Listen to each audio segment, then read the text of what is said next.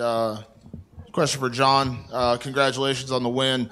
I know there was a lot of bad blood with you in DC. You said it even in the post fight and everything. But at the end of the day, do you still respect him as an athlete? I mean, he came in and gave you a fight, went 5 hard rounds with you. I mean, how do you feel about his performance? Can you separate that from the personal feeling?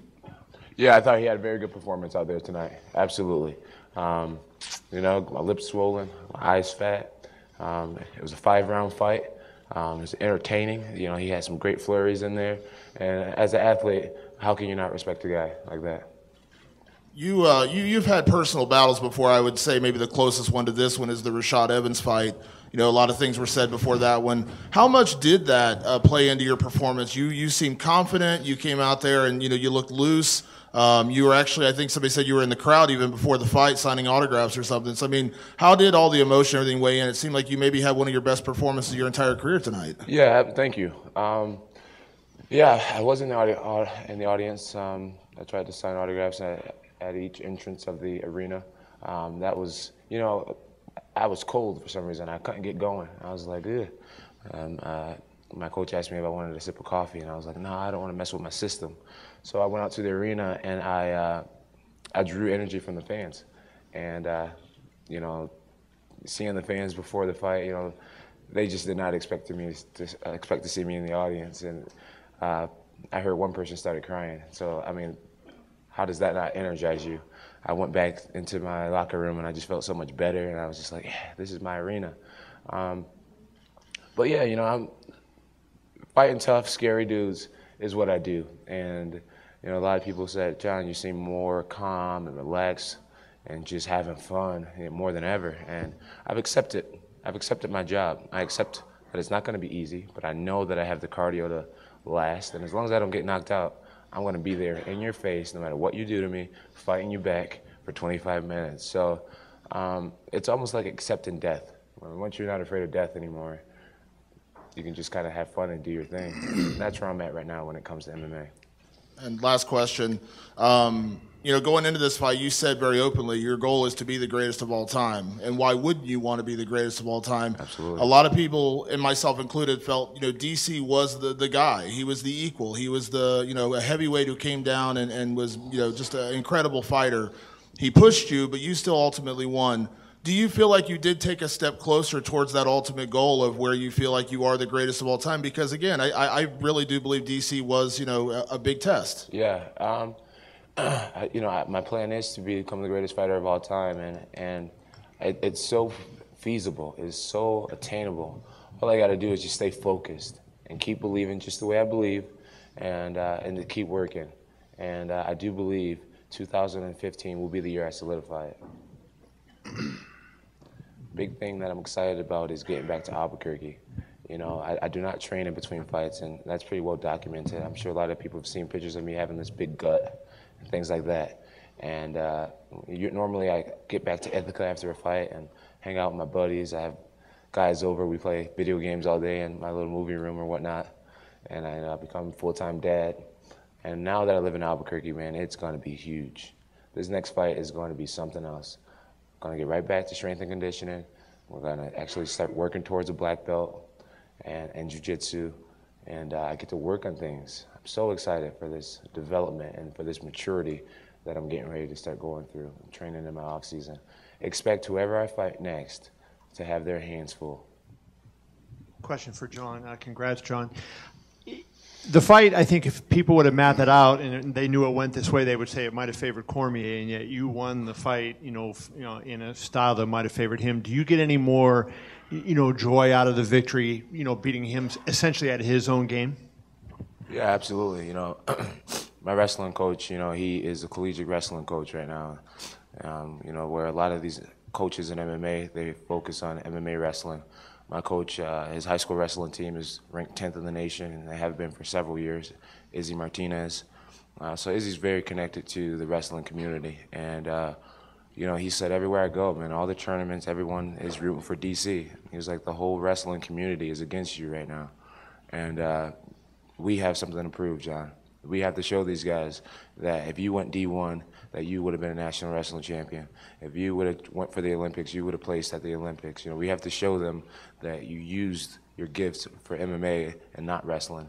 Because your dream got cut short and you had a kid and you had to give up wrestling doesn't mean that you can't wrestle with these great wrestlers. So we had a chip on our shoulder, and our goal was to go out there, have faith in our wrestling, and to take him down, and to earn the respect from the wrestling community. So I applaud my coach for building up my belief and believing in me. And as far as beating him in somewhat of his own style, I watched him fight so much that I actually absorb who he is. I absorb grinding. I absorb, I watched him hold my boy Frank Mir against the cage, and I was just like, I see what you're doing there.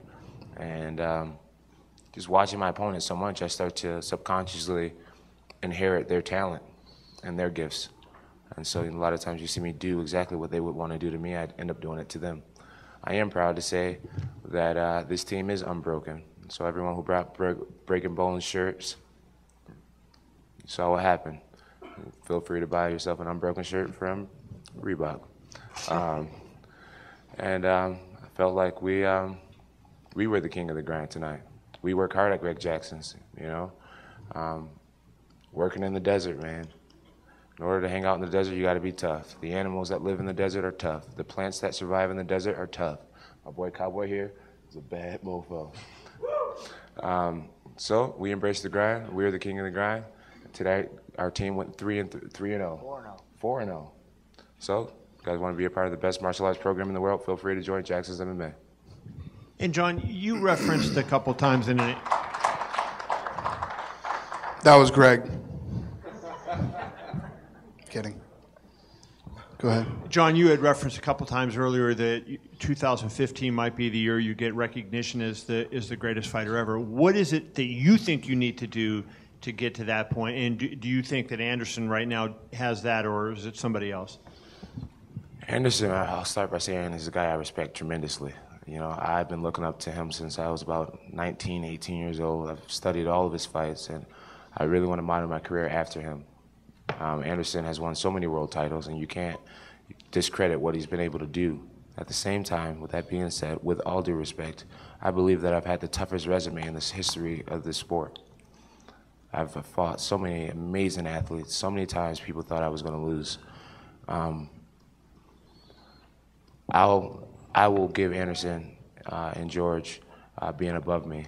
I think that attitude will keep me honest. It will keep me determined and driven. I'll keep that as my psychology until it can't be argued anymore. 2015 will be my best year. Like I said, I'm getting ready to move back to Albuquerque and get right back to work. I'm excited to see what this does to me. One more question for you and one for Dan. A lot of people think your future is at heavyweight, and a lot of people have talked about a fight with you and Cain Velasquez would be one of the great fights of all time.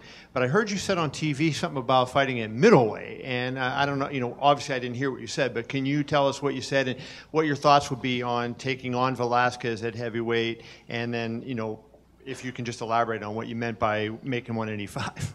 To be honest, I would fight Cain Velasquez in a heartbeat. I really would. I would love to fight AKA's best athletes, and I believe I could defeat them all. I believe that our team is the best team in the world. With that being said, my maturity has allowed me to make weight a lot easier. This camp, around being 3 weeks outside of the camp, I started having to eat more and forcing myself to eat more to keep my weight up. I was losing weight too fast, and that's a testament to hard work, focus, discipline. So fighting at heavyweight would be surely to entertain the fans, and it would have to be against the perfect opponent. Making 205 is not a challenge for me at all. It hasn't been a challenge for me. For a long time, I've been criticized for being too big for my weight class, and I think it's an excuse of people who don't understand my success. I'm not too big for light heavyweight division. I'm built the way I'm built. I have very skinny legs, but I make weight just fine. So I am a true light heavyweight. I will be a light heavyweight for a long time. And, yeah. John, there was so much focus about the talk that you guys had previously about you saying that you bet you could take him down. Do you think people and perhaps even judges were watching whether you could take him down? And when you did, do you feel that kind of, especially doing it multiple times, sealed the win for you tonight? You know, I think a lot of times I visualize the fight. I played it in my head so many times, and it went different ways every time I looked at the fight mentally. And I came up with the conclusion that me getting the first takedown would set the tone. I believe that Daniel, through all of his interviews, he really put a lot of eggs in the basket of being able to take me down. And like I said, you know, not being afraid of death, right? When you're not afraid of it, it has no power over you, and it allows you to, you know, go to war the way you need to go to war. And that's the way I learned to look at his takedown. It's like, okay, Daniel wants to take me down. Now what? Once you get me down, you know, I told people, I said, he's probably going to get me down. But then what are you going to do? You know, I started to really have a lot of pride in my jiu-jitsu, and I believed if I got taken down tonight, I was going to be able to display what I have off of my back. So yeah, it feels good to be able to take him down, you know, and to be able to hold him against the cage the way I did. And, you know, I'm sure a lot of the fans won't find that entertaining. But my job is not necessarily to make the fans go woo and wow. My job is to win the fight, no matter how ugly or whatever tactic I had to use.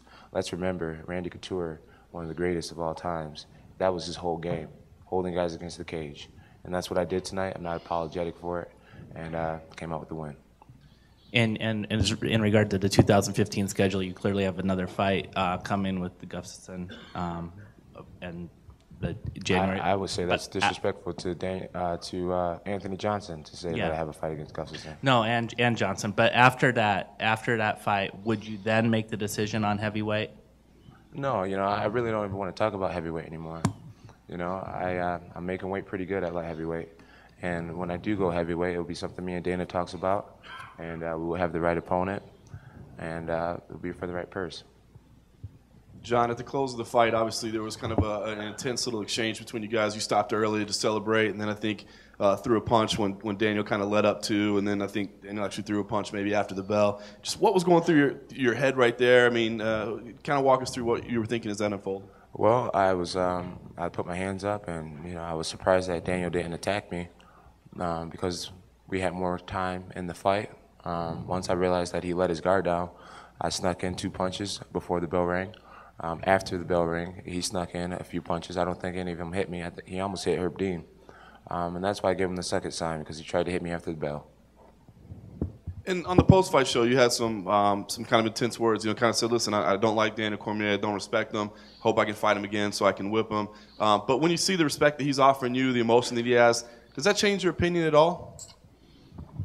Not really, to be honest. Not really. I know if he would have won, he'd been up here talking all types of trash. So I don't feel sorry for him. This is combat. Last question, right here. John, congratulations on the win. You've beaten a lot of people in the top of the light heavyweight division. When you look at the rankings, do you see other challenges there that excite you?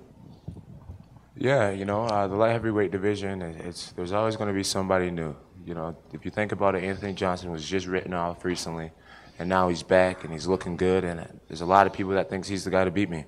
So there's always going to be somebody. My job is to take them all very seriously, and to continue to work hard and take them all one at a time. As long as I keep that mindset, you know, no matter how great this guy is, I'll humanize him through work and studying and using my team, and we'll beat them. You know, sometimes it feels like it's me against the world and it's me against my division. But at the end of the day, it's me against one person, one guy at a time. Fortunately, I get several weeks and several months to know who I'm fighting and prepare for them. And I'll keep taking them down, one guy at a time.